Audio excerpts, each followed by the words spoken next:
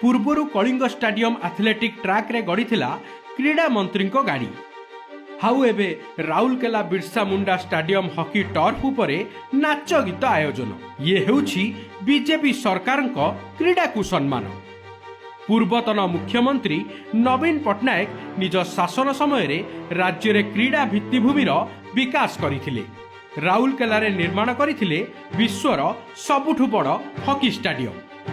हेले एही ठारे ही चरम अव्यवस्था बीजेपी सरकार अपरागता को दर्शाई। हॉकी टर्फ उपरे ही बॉलीवुड अभिनेत्री और तांको सहयोगी को नाचिबाकू सुजोग दियागला।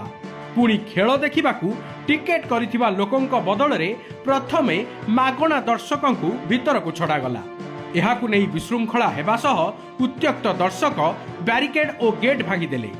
मुख्यमंत्री उपस्थिति रे एभली अभावनीय घटना घटिबा दुर्भाग्यजनक बोली बीजेडी विधायक शारदा नायक कहिसंती।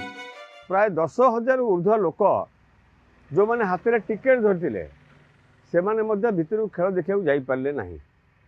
तेणु आच्छा बड़ दुर्भाग्यता कौन थाईपे।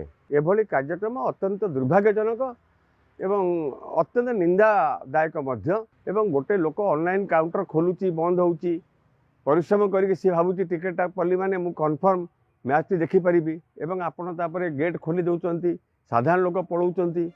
दिने आनीथिला गौरव एबे दुर्नाम। राउरकेला बिरसा मुंडा हॉकी स्टाडियम रे किछि मास पूर्वरु विश्वकप आयोजन होइथिला। सारा विश्व ओडिशार क्रीड़ा भित्तिभूमि को प्रशंसा करिथिला।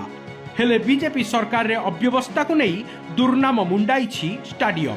जहा केबे राउरकेला रे होई नथिला ताहा होइथिला। क्रीड़ा भित्तिभूमिर विकास दूरे थाउ नवीन सरकार समयर भित्तिभूमि को भी नष्ट करिबारे लागिछंती बीजेपी सरकार। केतेबेले खोद क्रीड़ा मंत्री एथलेटिक ट्रैक रे गाड़ी बुलाउछंती तो केतेबेले हॉकी टर्फ रे नाच गीत करूछंती। एथिरे क्रीड़ा और क्रीड़ाविद को पई बीजेपी सरकार रो केमिति सम्मान और दायित्वबोध रहिछि ताहा स्पष्ट जଣା पडुछि।